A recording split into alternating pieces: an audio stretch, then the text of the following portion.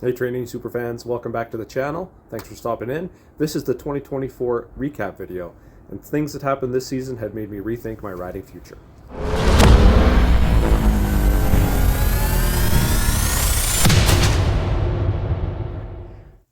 The winter of 2024 was pretty quiet. Only a few things done to Dolly. She got a fresh new look, R-Tech plastics, and a Wink graphics package. Also tried to shave a bit of weight, so the crash bars came off, put on some Acerbis, Acerbis engine guards, or however you say it anyway. What I will say is that I have regrets, and mistakes were made. In July, luckily enough, I had some meetings up in Kelowna, BC, and I got to ride out. I tagged on a couple of days on either side of that trip to really explore the countryside a little. Finally got to meet up with ADB Riley out of Medicine Hat and explored southern Alberta. Cruising down the highway, windows down low, sunset paints the sky in a fire. We didn't hit him. Mountains rise up, touching clouds above, valleys below, filled with whispers of love. On this road, every scene's a delight. From sunrise to starlight, day to night, nature's canvas, folding so grand. In this journey, we're living unplanned. City streets pulse with energy so bright. Neon signs flashing in the depths of night. Skyscrapers stand tall, reaching awesome for the sky. As we pass by, with dreams flying high. No maps, no plans, just an open road. Wherever it leads, we'll happily go. Excite each sound, a memory to keep. In this adventure, I want to say I hate him, but I can't, because he's on this road, every scene's a delight. From sunrise to starlight, day to night, nature's canvas unfolding so grand. In this journey, we're living on. Fortunately, when I got to Kelowna, that whole week was ridiculously hot. It said it was 44 degrees on the temperature or on the display of the bike. I've had heat stroke a number of times in my life, and I really struggle with it. Being loaded up with gear, etc., getting overheated is something that is really tough for me. After meetings and everything were concluded, I headed back east. I took an old rail bed just outside of Kelowna, basically connected a bunch of roads for the Kootenay BDR. Found ourselves to the top of a bit of a hill. This looks like an old rail bed. Still has rail stashed in here. We're 10 minutes from Kelowna. I can still see it down here in the trees. Lucky people, very lucky people. Cruised through into Greenwood, Castlegar. There's a cool Canadian Pacific railbed trail there outside of Castlegar.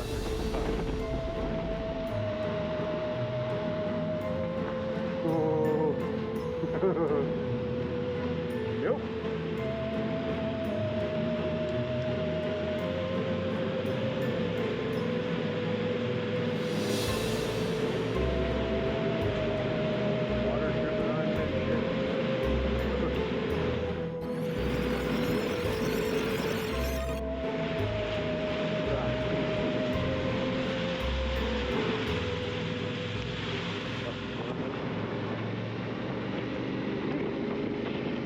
Highly recommend, even though it's creepy. Holy creamsicles.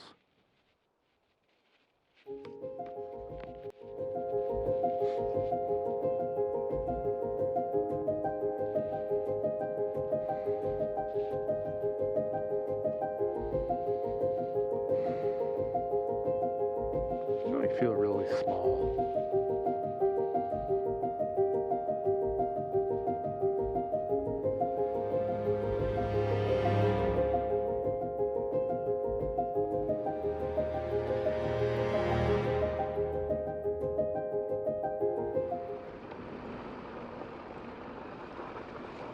Aw. Oh yeah. This sounds not good.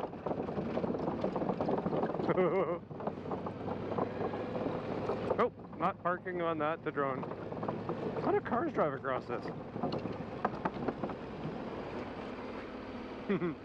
Nope. Took my first ferry. We're in for a treat. Motorcycles on boats. Never done this before. What's the worst that could happen? We are working our way over to Kootenay Bay across Grey Pass.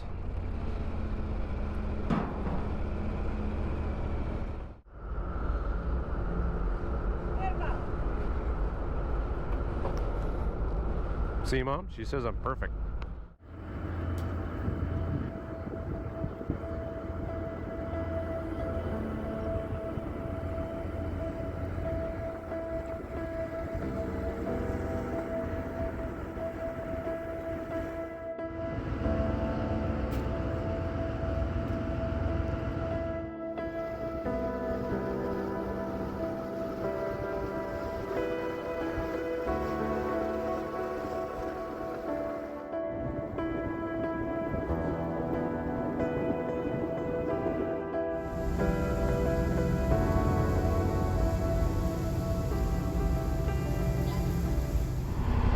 June 15th, but not before.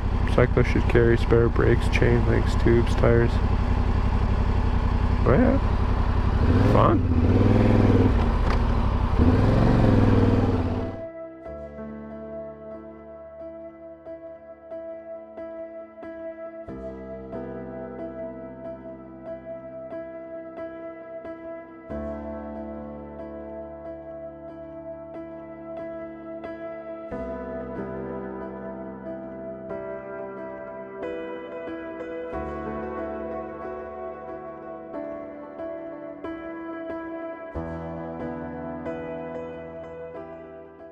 Dirt Roads East was an all gravel road trip that my friend Greg and I did middle of summer after a failed trip out to Crow's Nest, BC. Planning just didn't work out. Hotels were too expensive, so we decided we'd head east. Here we are one August morning. Two intrepid travelers go in search of boring gravel roads in Saskatchewan. I'm not used to having commentary. Welcome to the show.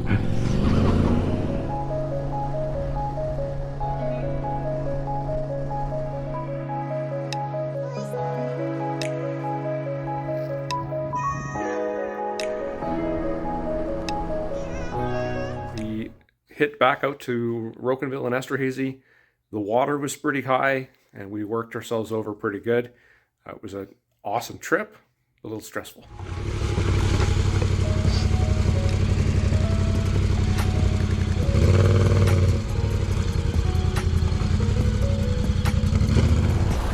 I think I would go there. But there's some big rocks in here though.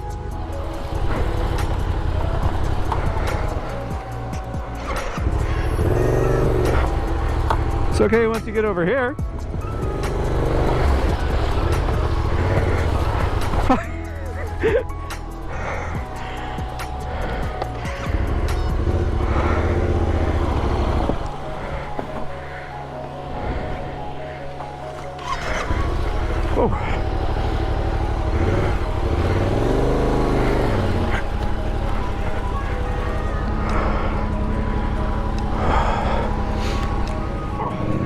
Oh.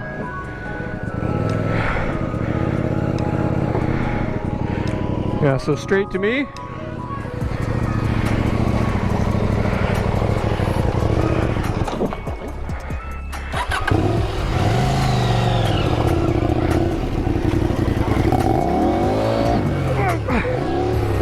Well, oh no, you're not. You're going into the pole.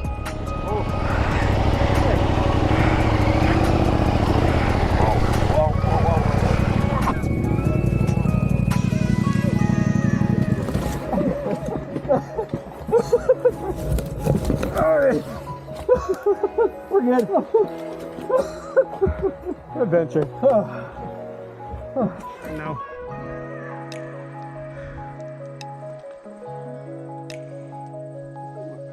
No. Yeah, it looks great.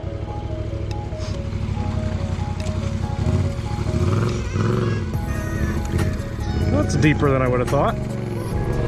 Right? Well, other than that big rock in the middle, there's nothing there.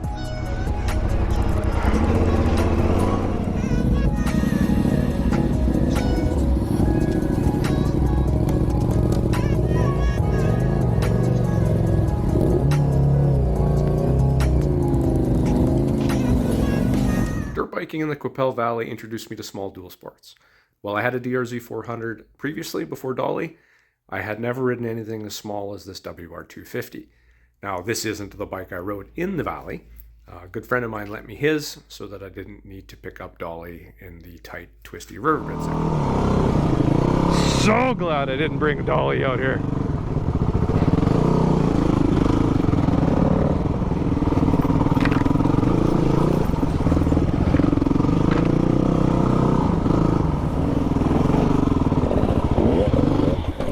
Aw, fail.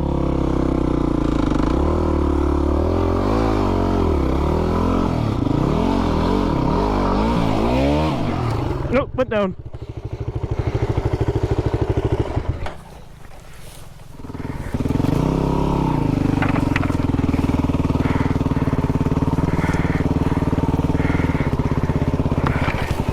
Welcome to dumb things I've done on a motorbike today.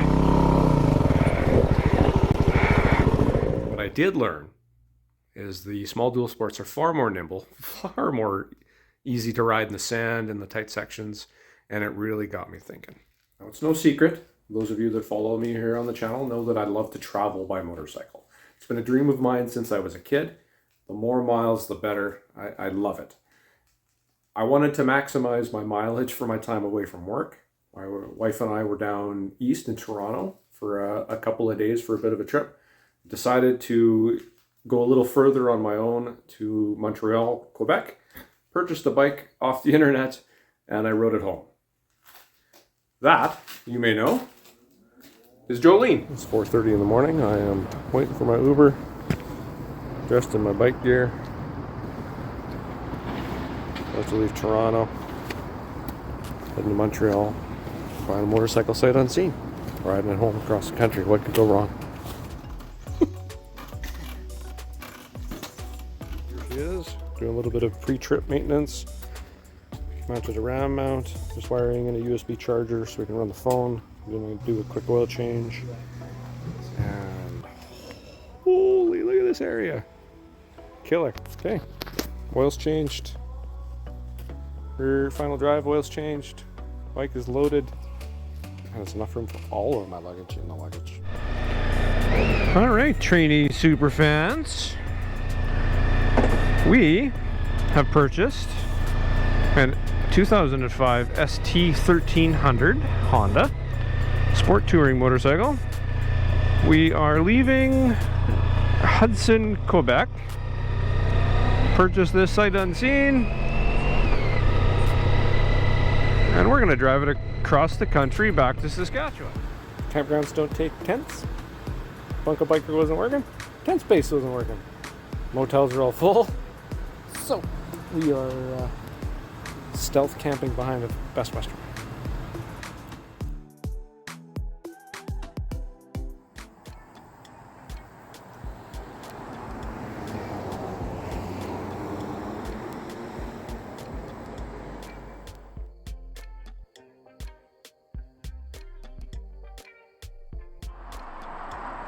We are working our way through Ontario. Stuff like this is just sick.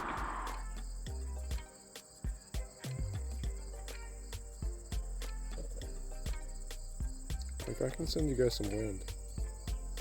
It's an adventure bike.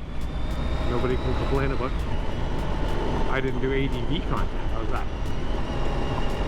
This is a shortcut to get back to the road where I wanted to go. Relatively hard packed, shouldn't be a problem. Well, won't be a problem.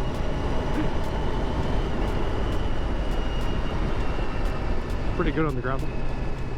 Hey, it's 30 degrees again, and I'm hot.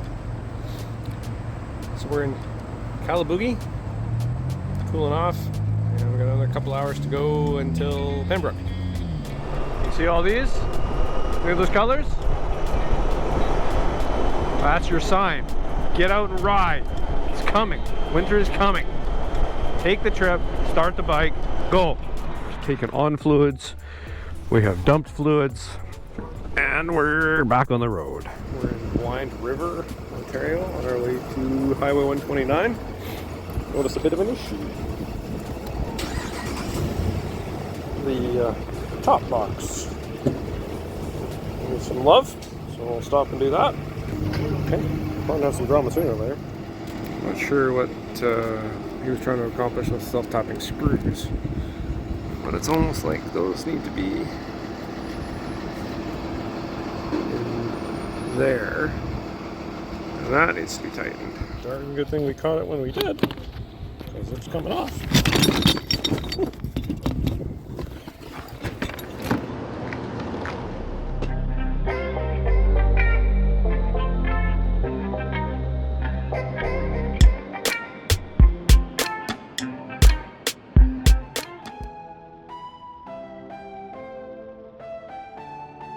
Hotels in Kenora are stupid, and so are campsites because of poor buckets. So we're in Winnipeg. We're gonna have to do something about this before we leave tomorrow, because I got here and it was halfway under the seat, so a couple other straps will be okay. And now for the clickbait title. You've stuck around this long, so why did I rethink my riding future? Well, at the end of September, or I guess it was beginning of October, took a end of season trip out to Coleman, Alberta with ADV Riley and his friends Jay and Matt. Threw it together last minute. They were going to go riding in southern Alberta. I said, hey, let's go. And we ended up out there in the mountains. ADV Riley is known for a couple infamous 20-minute rides. This one ended up in a mucky mess. Dolly and I were places that I don't have any business taking her. And it really made me think that I need something small.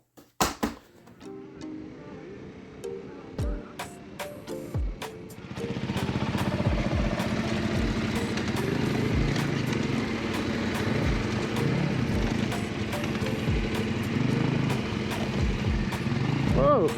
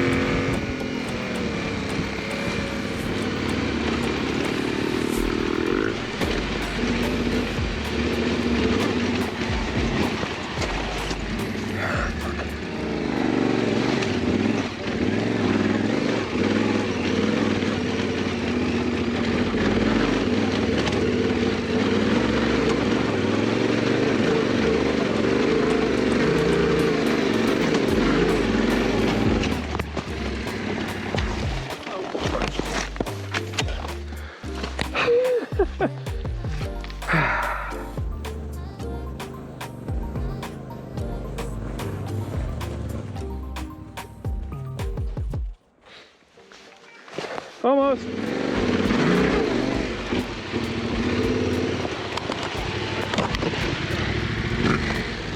Part of the trail is pretty greasy, like that. Very, very greasy and soft.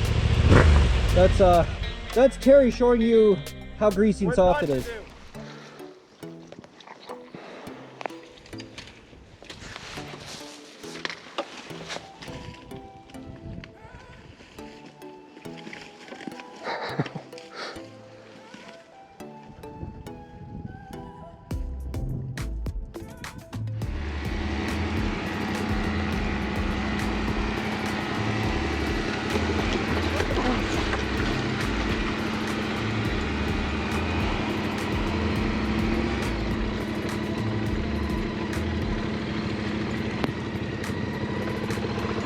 This is fun.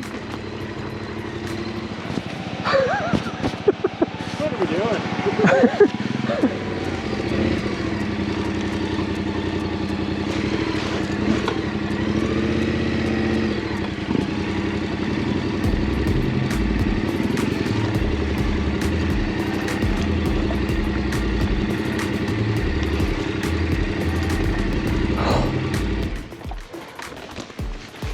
Yeah, once again, GoPro.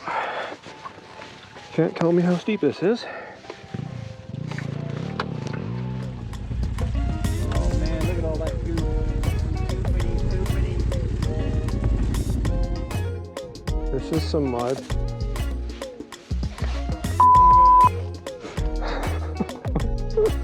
Better get out of here before it dries. 20 minutes! 20 minutes! Boo-boo traps. What traps? Oh, Yeehaw! Hell yeah, buddy. I'm too old for this shit.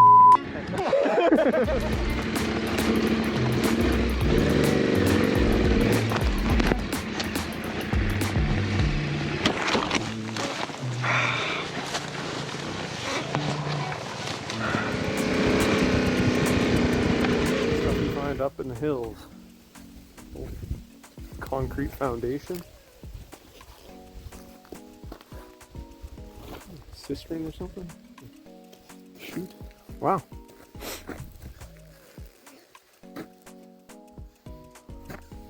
If anybody knows what this is, we're by Hillcrest Mountain. Pretty cool.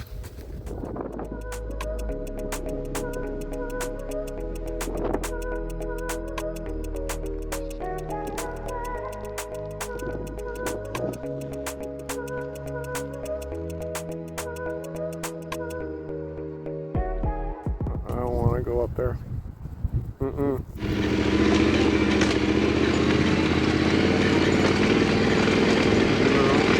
Re-descent from the failed ascent. Riley and Jay went up to the top, and they agreed that we were making the right decision to not. So, Licked my wounds, and I came home the first night, which was about 14 hours of driving for about 4 hours of riding. I would do it again. Anyway, about a week later, this gem pops up on Marketplace, owned by a wonderful lady out in Medicine Hat, very well farkled. It was too good a deal to pass up. Once again, hit up ADV Riley, who picked it up, stashed it until we were able to travel out and pick it up. Not much planned for it. I did a bit of work to make it pass safety, which some of you may have seen those videos already. It's plated, ready for riding here in Saskatchewan. I might put a new spring in it, or new springs front and rear, just to, we'll say, compensate. But otherwise, we're looking forward to taking it somewhere this winter. So where does that bring us? It's now the end of December 2024. Not a lot going on in the garage this winter. A little bit of a few tinkering projects here and there. Some of you may have seen some of the shorts helping out a friend clean up his Husky 501. Now that the mail strike is over, I plan to ship Dolly's ECU back to get the new updated 2-wheel dyno work tune on it. Jolene, I'm really undecided on Jolene's fate. She might stay. It's really comfortable for my wife and I to ride. And for really what it cost, it doesn't hurt anything having her stay around in the garage. The WR is definitely going to be the daily going into 2025. It is a fraction of the cost to insure to plate here in my province than the bigger bikes. So I plan to ride the WR daily and throw permits or temporary plates on the big bikes for trips or date nights or whatever. It was time to make a bit of an upgrade with the equipment for 2025. I've picked up a new camera and mic. Looking forward to putting those to good use, and hopefully the audio quality is much better than it was. Also, a few trips bubbling around in my head. I'd love to do a ride up to Tuck. Somewhere in July, summer solstice, I think would be real wild. I'd really look forward to that. Spend some more time in southern BC, Vancouver Island. I've never been. I'd like to explore. The buy and ride thing really intrigues me. If you can get a decent deal, it's kind of part of the adventure. Going all the way to St. John's or something, ride through the Maritimes and coming home would be an awesome trip as well. So stay tuned. We'll see which one of these ideas bubbles to the top come spring, and I look forward to sharing it with you guys. Thanks for stopping in. Again, as I've mentioned in the past, I appreciate all of the support. It's still crazy to see 3 million views and counting for me pulling steel wool out of an exhaust. It's kind of silly. Drop a like, subscribe if you can. It really helps out the channel. Thanks again.